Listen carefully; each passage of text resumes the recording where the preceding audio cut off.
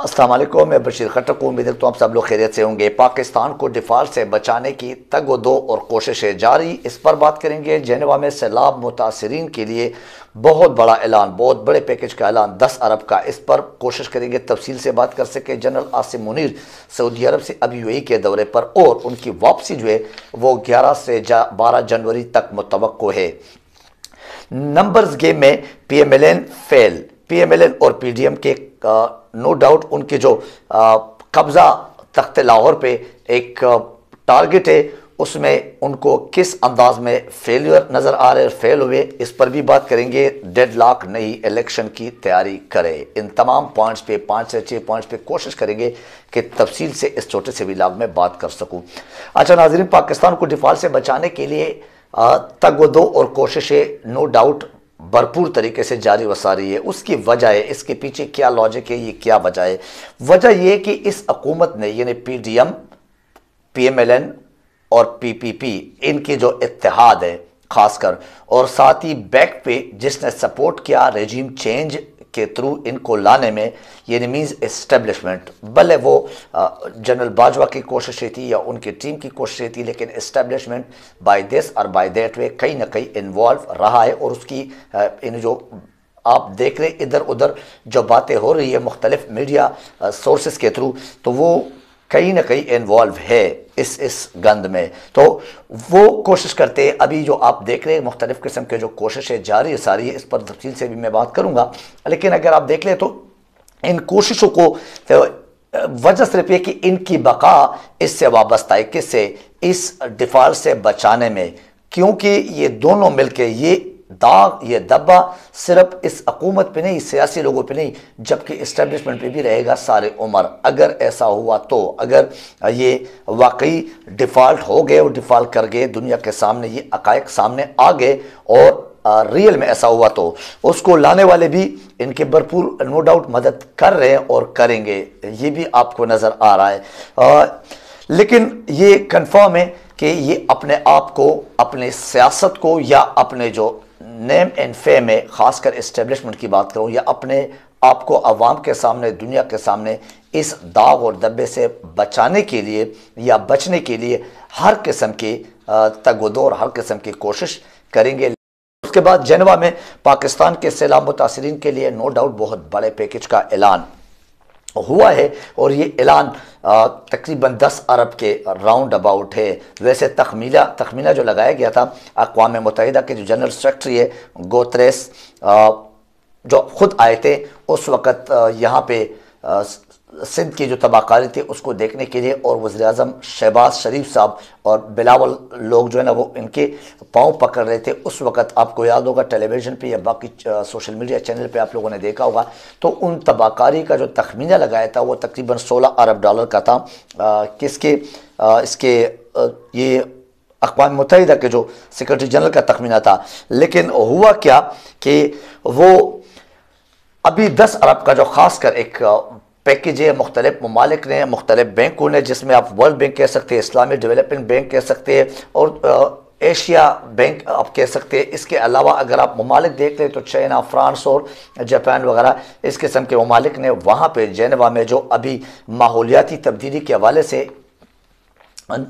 ایک سیمینار ہوا، یا ایک جو گیدرنگ ہوئی تھی جس پہ کل کے ولاگ میں نے اچھی خاصی تفصیل کے ساتھ بات کی تھی، تو اس میں انہوں نے مدد کی صورت میں 10 ارب ڈالر کا اعلان کیا ہے۔ اب سوال یہ کہ یہ متاثرین تک پہنچائیں گے کیسے؟ جیسے کہ آپ کو معلوم ہے کہ اقوام متحدہ بغیر کیلکولیشن کے، بغیر پلاننگ کے، بغیر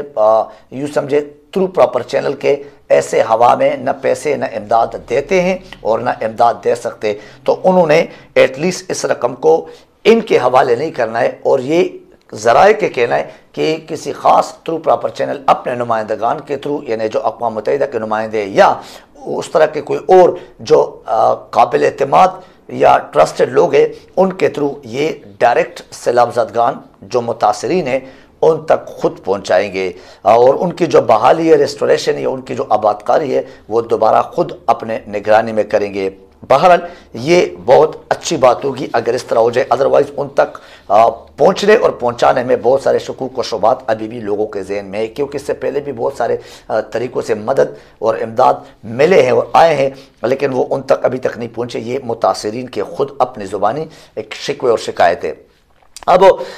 یہ رقم پہنچانا اقوام متحدہ کا کام ہے اور اقوام متحدہ اسی کی اپنے جانچ پڑتال ضرور کریں گے۔ پاکستان کی نو ڈاؤٹ سیاست میں اس ہفتے میں کوئی اتنا بڑا وہ کچھ نہیں ہونے والا ہے، اور یہ آپ کے سامنے ہے، کیونکہ آرمی چیف کا جو ایک دورہ ہے وہ سعودی عرب، اور سعودی عرب سے ابھی جو دورہ ایکسٹینڈ ہو گیا یو اے ای کے دورے پہ بھی وہ چلے گئے، اور وہ نو ڈاؤٹ کہ اپنے پاکستان کی اس ڈیفالٹ سے بچانے کی خاطر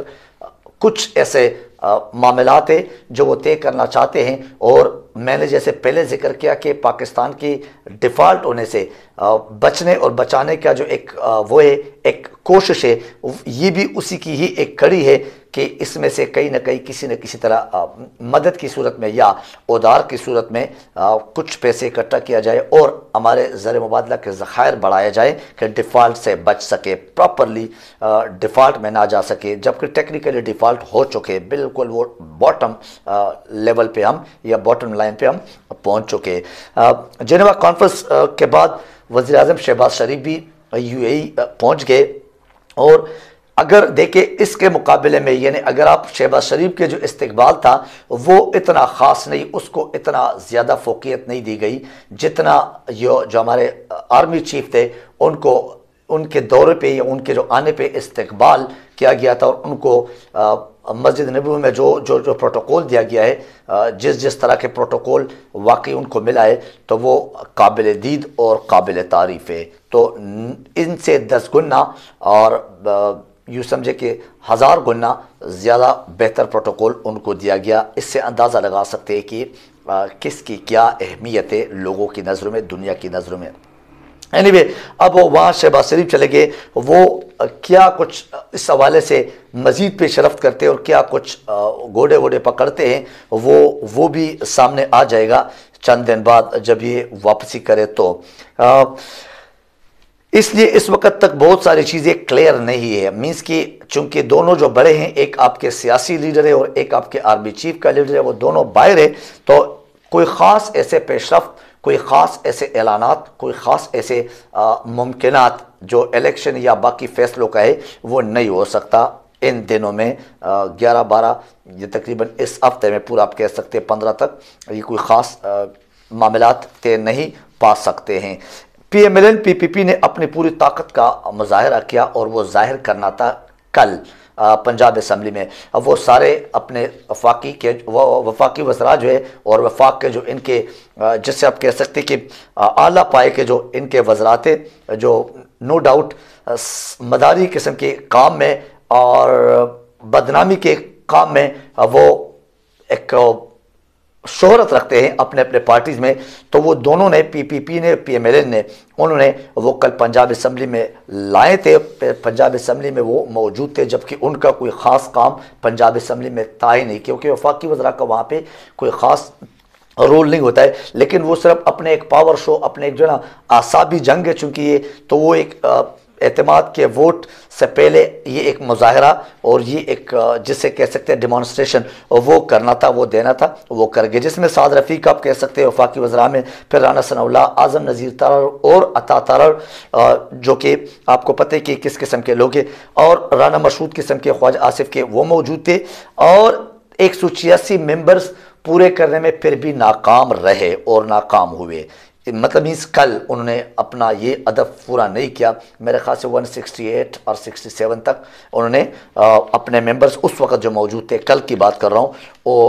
اس وقت تک، اور پھر بہانہ یہ کیا، کیونکہ یہ بھی بہت بڑے ماسٹر، یہ عمران خان کو یو ٹرن ماسٹر کہتے، بہانہ پھر یہ کیا کہ پی ٹی آئی کو چیلنج کیا الٹا کہ آپ لوگ اپنے ممبرز پورا کریں، جب آپ نے ہی اعتماد کا ووٹ ناکام بنانا ہے اور اعتماد کا ووٹ لینا ہے تو پھر پی ٹی آئی کا کیا کام ہے؟ بال پی ٹی آئی تو اپنی اسمبلی تحلیل کریں گے، ان کے پاس تو ہے، جبھی تو وہ کہتے ہیں کہ ہم تحلیل کریں گے، آپ نے اس کے روکنے کے لیے اپنے نمبرز پورے کرنے، تو پی ٹی آئی والوں کو چیلنج کر دیا کہ آپ پورا کریں۔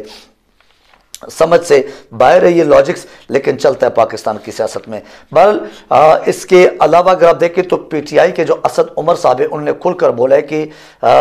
جب ہمیں ضرورت ہوگی انشاءاللہ تو ہم پورا بھی کر کے دیں گے، اور اپنے جو اہداف ہے ہمارے 186 اس سے زیادہ ہوں گے، کم نہیں ہوں گے۔ ہمیں معلوم ہے کہ ہمارے پاس مینز وزراء پورا ہے یا نہیں، ہمارے پاس یہ جو اعتماد کے ووٹ کی ضرورت کے مطابق لوگ ہیں، ممبرز ہیں، وہ آلریڈی پورا ہے، لیکن ہم ابھی وہ پتہ شو نہیں کریں گے۔ جب ضرورت آئے گی، ٹائم آئے گا تو پھر انشاءاللہ دیکھیں گے اور آپ کو دکھائیں گے۔ تو اگر یہ صورتحال رہی تو پنجاب میں پاؤں رکھنے کی جگہ نہیں ملے گی۔ کس نے بولا؟ یہ سعد رفیق نے اپنے ایک میٹنگ میں کہا۔ کس کو بولا؟ پی ایم ایل این کے جتنے بھی وزراء ہیں، پی ایم ایل کے جتنے بھی جس سے آپ کہہ سکتے کہ وہ پنجاب اسمبلی کے اور وفاقی وزراء، ان سب کے جو ایک بیٹھک ہوئی تھی، ایک اجلاس ہوا تھا، اس میں کہا تھا کیونکہ عمران خان کو خود اس نے یہ اپنے اسی اجلاس میں کہا ہے کہ عمران خان ہم سے اچھا سیاستدان ہے، کیونکہ پنجاب میں تمام ملبہ جو ہے وہ حمزہ شہباز پہ ڈال دیا کہ حمزہ شہباز جب وزیراعلی آ رہے اور حمزہ شہباز جب اس قسم کے ایک نمائندہ یہاں پنجاب کے رہے تو اس نے کوئی خاطر خواہ پنجاب کے عوام کی خدمت نہیں کی، اور اس نے کوئی بھی کام نہیں کیا اور اپنی دلچسپی ظاہر نہیں کی۔ تو اس کا مطلب ہے کہ اپنے بندے اپنے صفوں میں سے بھی آوازیں بھی نکل رہے اور آ رہے۔ یہ آپ کے سامنے ہی سعد رفیق کے الفاظ ہیں اپنے اجلاس میں۔ انہوں نے اپنے لاؤ لشکر کو لاہور میں ڈیرے جمانے پر مجبور کر دیا۔ کس نے؟ یہ زرداری صاحب نے۔ انہوں نے اپنے جو ناصر شاہ، آپ کو پتہ ہے کہ وزیر اطلاعات بھی رہے وہاں پہ سندھ کے، اور اس کو یہاں پہ لاہور میں لانچ کر دیا گیا، لاہور میں انٹروڈیوس کر دیا گیا اور لاہور میں اس کے ڈیرے لگا دیے گئے اور اس کو ایک مخصوص ٹاسک سونپا گیا ہے۔ زرداری صاحب کو یہ وہ بھول گئے کہ ابھی وہاں پہ جو ہے نا وہ ہمارے بلدیاتی الیکشن ہو رہے کراچی میں، سندھ میں، اور اس کو بھی بچانا ہے۔ اس میں بھی اپنے پارٹی کا انیمیز اس کا جیت یا اس کا اپنا شکست وہ کہیں اس کا سامنا نہ کرنا پڑے، اپنے جیت کو بھی میز کی شور کرنا ہے، وہ بھی کنفرم کرنا ہے، تو اس پر بھی اس کو خیال رکھنا چاہیے، نظر رکھنا چاہیے۔ اینی اس دفعہ واسطہ اس کا نو ڈاؤٹ سندھ میں بھی ریلو کٹو سے نہیں ہے، لیکن اب